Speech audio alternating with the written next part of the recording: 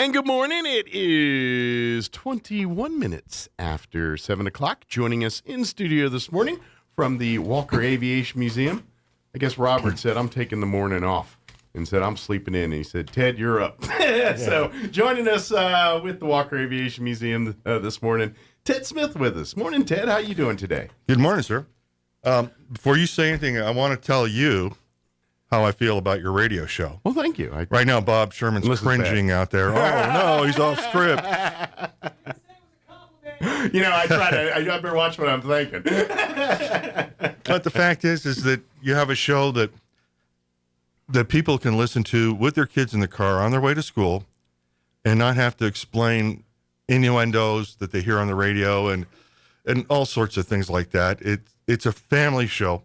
And being family guys, like we are, you know, yeah. I just want you to know there are people out there that appreciate it, and you'll probably hear from them now that I've mentioned it. Well, I appreciate it's a real pleasure to have you in our community. Well, thank you. I appreciate that. I'm not going to lie. Some days we're better at it than others, but, but thank you very much. It's very nice to hear.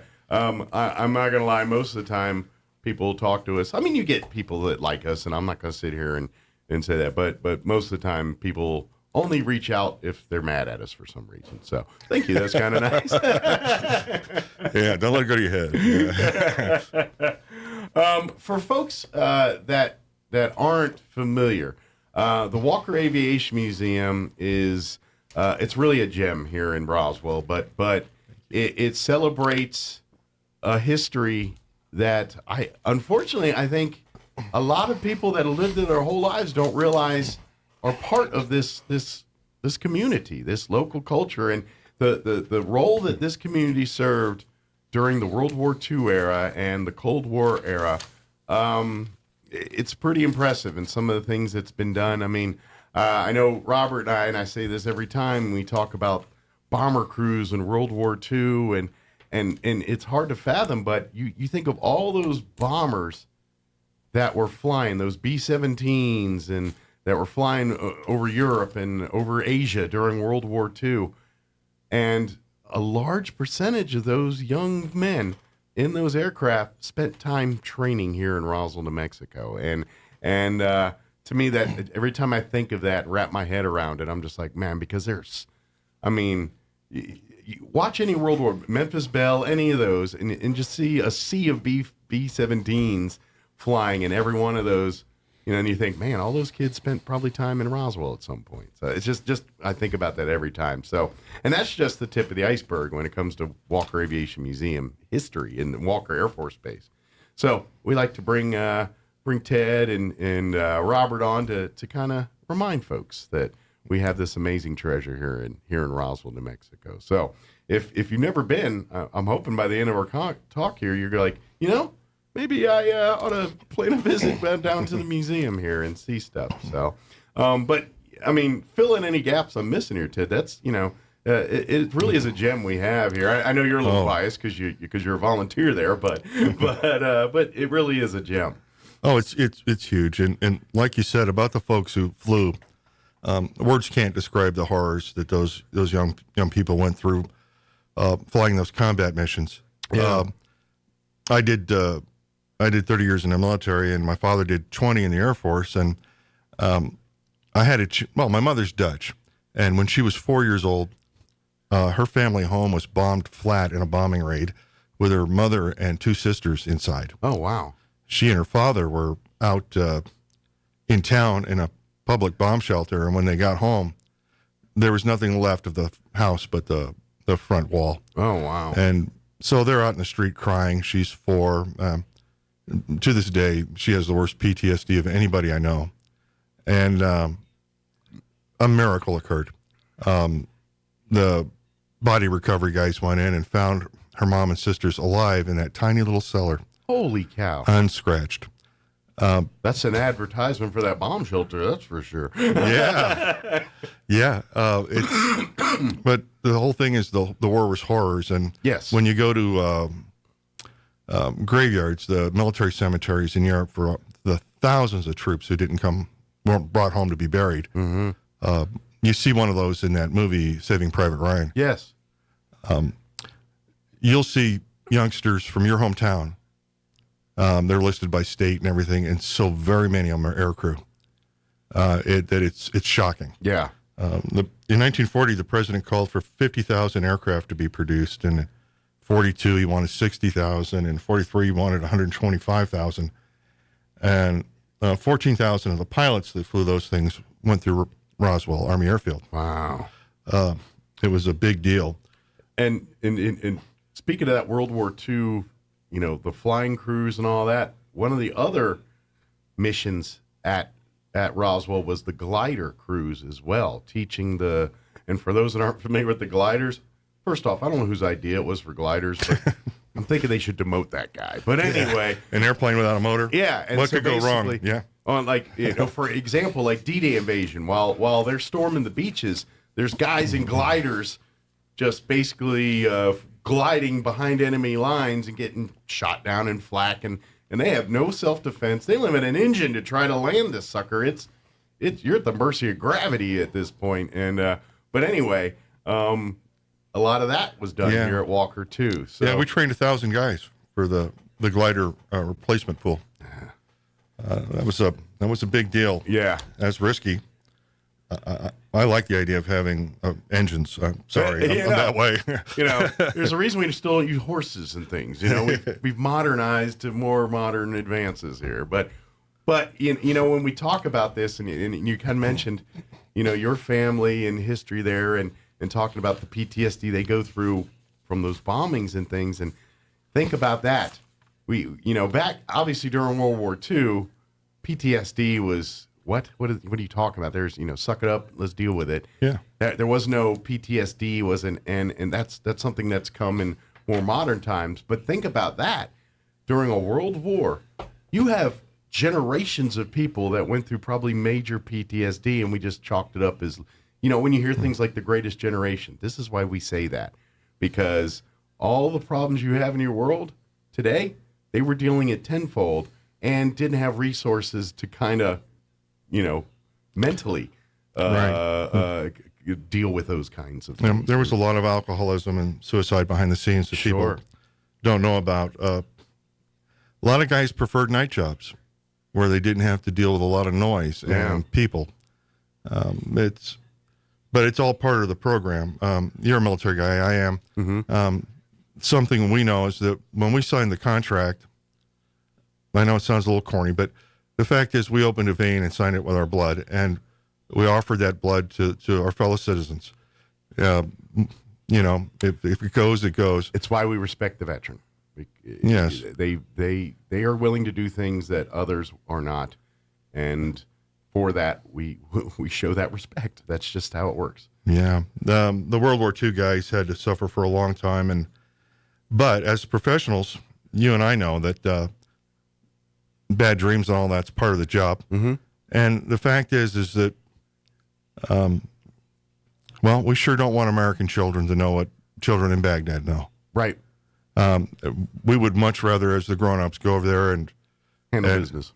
Yeah, on behalf of everybody else, so that they're not like my mother. Mm-hmm. A very innocent preschooler who, saw her world literally just crumble in front of her eyes. And by the way, she married an American airman, even though the U.S. Air Force bombed her house. And in her town, they renamed the street Roosevelt Street. Yeah. And in that town, there's a major military cemetery, an American one. And there's a community of Dutch women who tend the graves of the Americans, the thousands of Americans there, because their moms can't.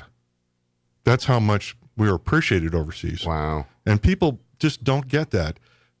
People here, there seems to be what am I looking for in words? A tendency to discount our culture and our government and say that we're somehow bad.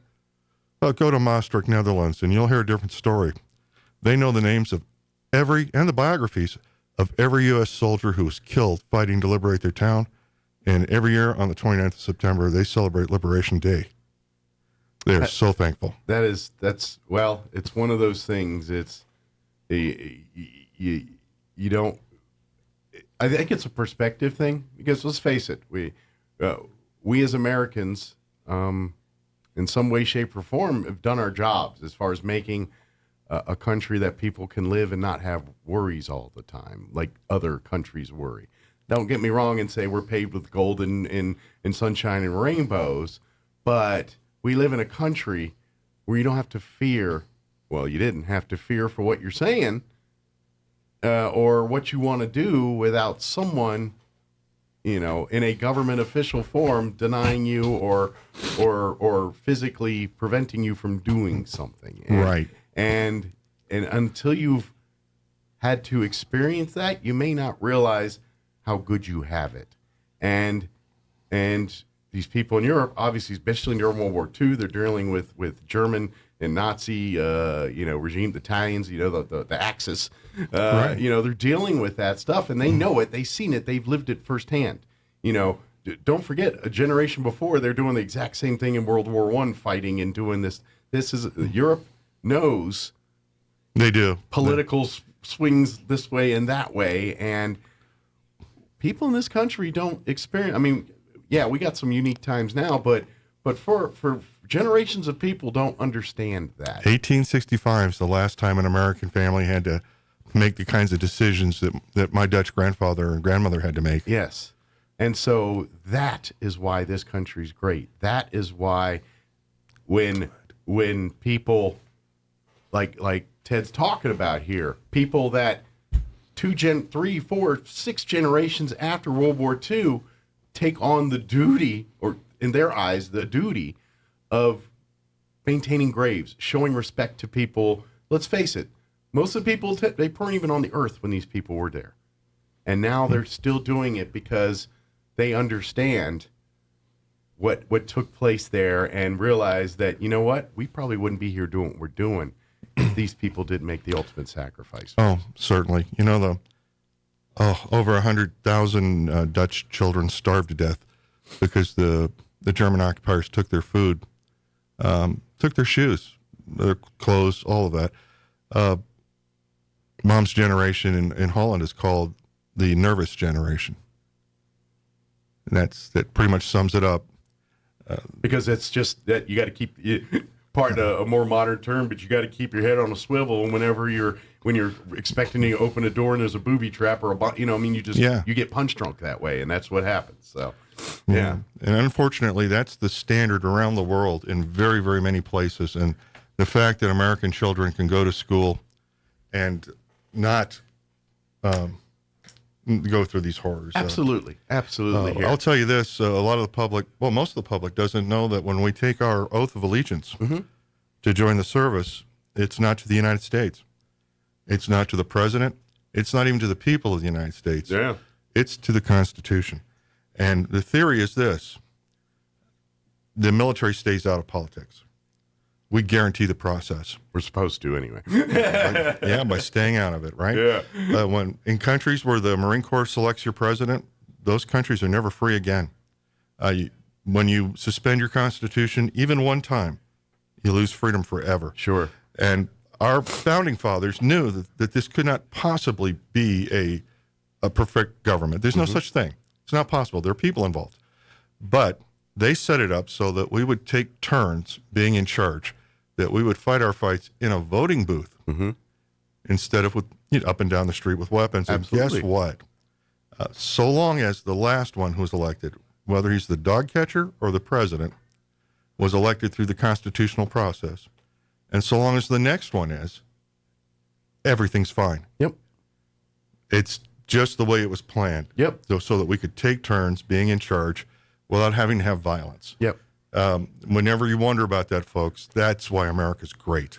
Absolutely.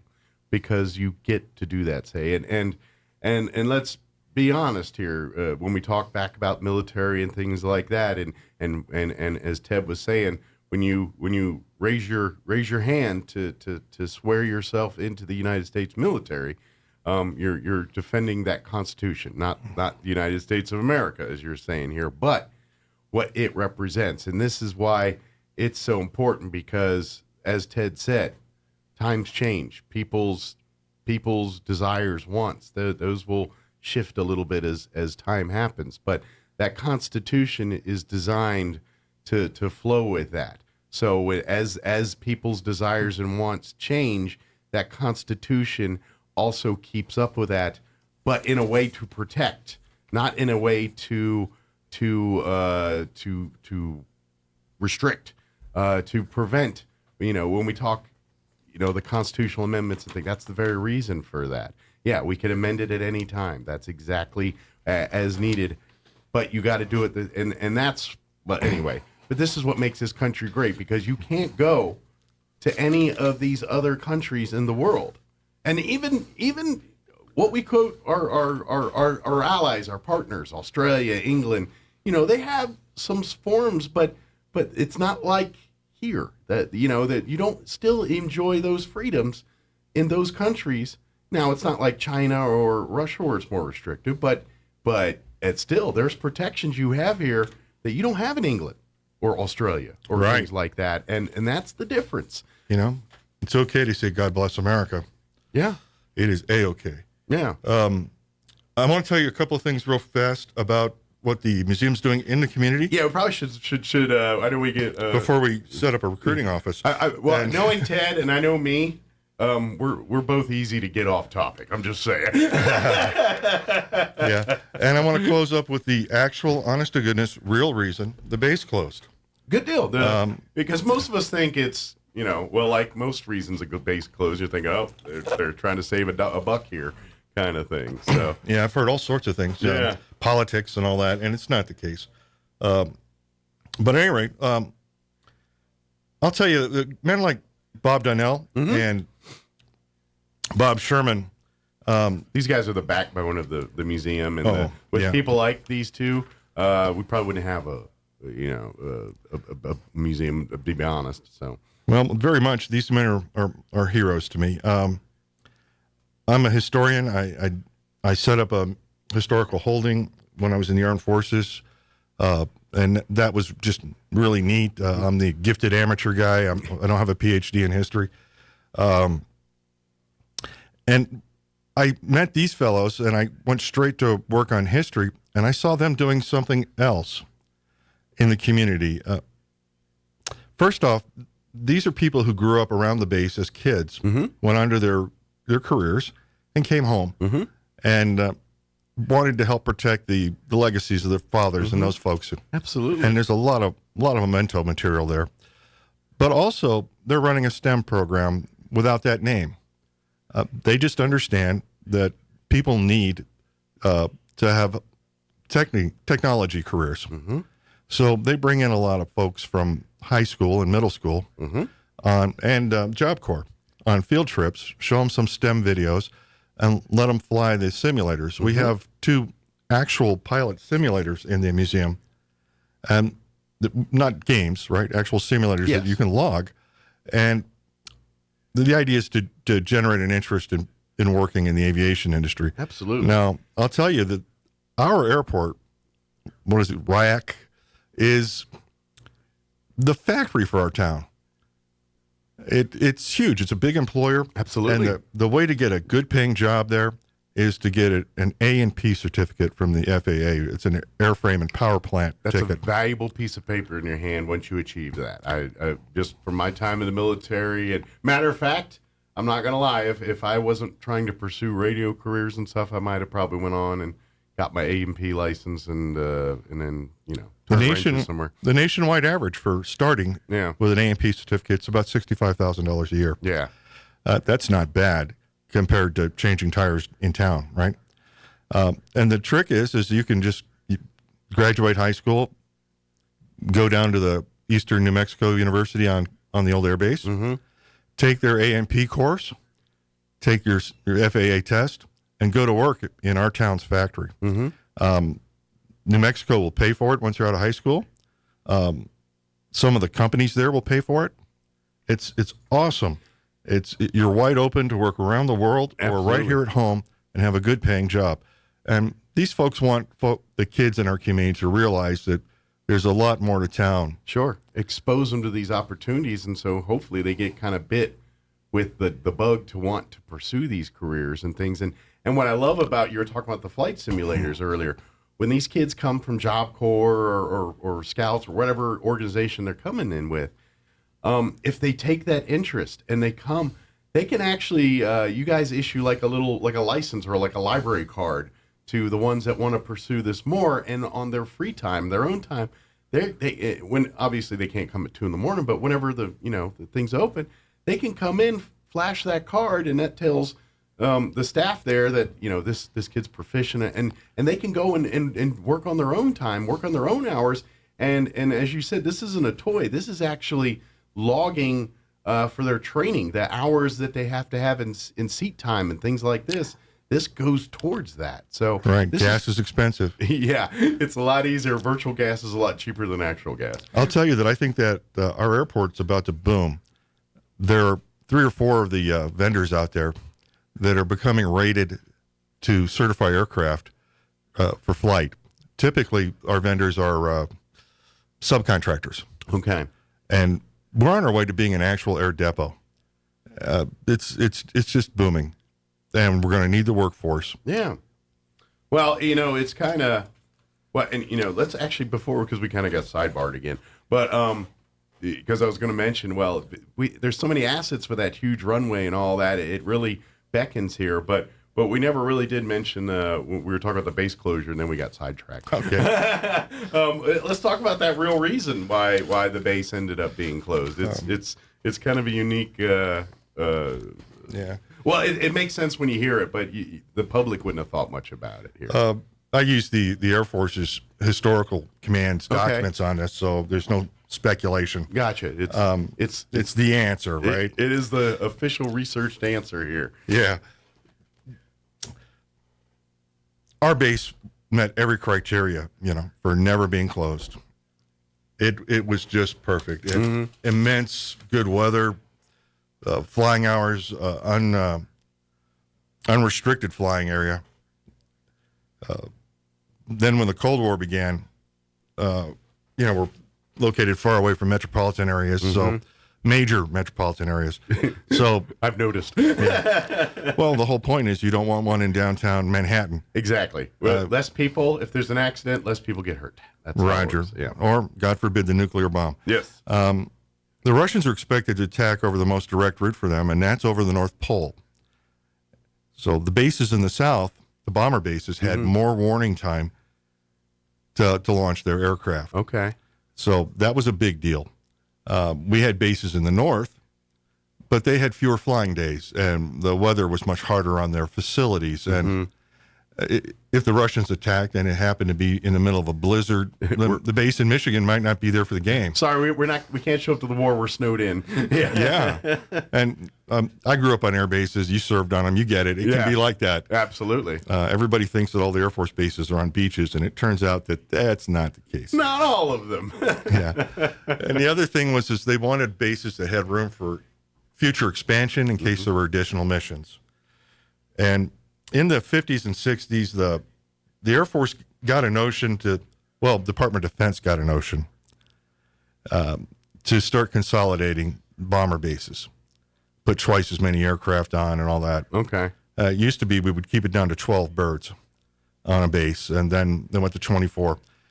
So there were a lot of base closing rounds, and Walker always survived. It was just, you couldn't beat it because it had the great weather. They're bombing. It's all the variables for training worked well here. Oh, absolutely. Yeah. And it came down to a half a dozen consolidated bases, and this was making the Air Force crazy because they don't want all their birds on a half a dozen bases where only a half dozen bombs can get them. They wanted to disperse them. Sure. So they're fighting with the DOD about how many bases to have. And by the way, this had nothing to do with the war in Vietnam. All this happened way before that. So in 1964, there was another base closing round where over 100 bases closed, Army, Navy, and Air Force, and only 11 of them were Air Force, and ours was near the top of the list of the ones to keep. It was perfect, right? And then somebody figured something out. It turns out that since we're at 3,666 feet altitude, come July and August, the air gets thin. And the B-52, every B-52 was accompanied by a plane called a KC-135 tanker. Refueler. Right, for in-flight refueling. And that was the old 707, Boeing 707 airplane. And it turns out that here they had to cut the amount of fuel, and I'm not sure by how much, but it might be as much as half on the tanker, or it couldn't get off the runway. Because the air was, okay. So the end result is somebody looked at the war plans that were specifically assigned to the units here and realized that they couldn't get to Russia, bomb them, and get home because we couldn't take off with enough fuel. And the fuelers couldn't support them on the trip, right? Wow. And so the alternative is to add more tankers or move the aircraft to different bases where they could be better supported. Sure. Well, and you saw the what happened there. Interesting. So, but you still would think that they'd recognize the training aspect of this base and want to keep it open. But I guess maybe they can meet those needs at other places. Yes, the Air Training Command was a whole different outfit. Yeah. And this was the Strategic Air Command. And it's a shame, you know. You know what's ironic is the only kind of Air Force planes that typically visit are KC-135 tankers. Mm-hmm. It's sad they're the ones that closed us. Yeah. But it happened that the B-50, bit of irony. Yeah, the B-52s at that time were gas hogs. Of course, if you're going to fly around the world, you know, and with And that they're bomb, hulking beasts. Let's face it. The Yeah. B-52s is the beast. and so was the KC-135. It was a gas hog. Today's versions have very efficient turbofans, and I kind of wonder if maybe they would work here today. To be honest, I don't think that's a variable for us today. No, it's not. You know, technology-wise, to be honest. But it's ironic. Yeah. So by 67, they had to close the base because of the technology of the specific aircraft we had at that time. Wow. And that's it. She closed, and it was a great tragedy. And when I look at how the RAC is about to just boom, we're looking at a successful base closing. Mm-hmm. Yeah. But I guess, this is where the phoenix from the ashes is what we sit today. And you see that college that's out there. You see all the industry, the companies that, during COVID, our role was very vital to the country. Many airlines stored their benched aircraft that was sitting on the sidelines during COVID. So it's kind of unique how the roles of that area has changed over the years since that base is closed. Right. And to me, that's as interesting of the history as it was those bomber crews that called it home in the 40s. And Right. History's being made right now. yeah. It's fantastic. And like you say, the price of gas goes up, they park some birds. Mm-hmm. A little bit of COVID, they park some birds. And now with more and more companies being able to certify birds right back into the air, Yeah. I sense that we're going to see more turnaround and more aircraft using it. Absolutely. It's not the scrapyard people think it is. I've also heard, because we have these, and again, I know enough to know that it's something different, but I don't know enough to know how, a jack of all trades, master none thing here. But I've heard that one of the runways, because they have huge runways because of the aircraft, it's some of the biggest in the country. But there is one of those runways that has a certain type of, I don't know if it's the material that the runway's made out of, but pilots have to certify on landing on this style runway, and the one here in Roswell is one of the few in the country that they can do that. Wow. I don't know all the details. I just have sketchy details, but it's something along those lines. I'm going to try to chase that down now. Yeah, there's something about the runway that pilots that have to get tested on it, and the one here is one of the few that has that ability, and I'm not sure. I wish I had more details, but it's something along that nature. Well, I get a lot of pilots in the museum. I'm going to start asking. Okay. The pilots come through. Most of the people we get are basic travelers, but we also get a lot of business people. Sure. Aviation industry and energy industry. We spend a lot of time pitching how wonderful Roswell is to those people because many of them are executives, with the hope that they'll relocate or establish and see the future potentials here. Mm-hmm. And I've got to say that Mayor Jennings and his guys are doing really good work trying to get the right people in. Folks will rent a building and put nobody in it That's not what we want. Right. We want them to rent a building and hire a workforce. Sure. We want a breathing, thriving industry going on there. So, good deal. We're running short on time, but I do want to put people on to some of the stuff here. If you want to help the Walker Aviation Museum, volunteering, always looking for more volunteers. I know when Robert comes on, he says they're always looking for some new faces to serve on the board as well, too.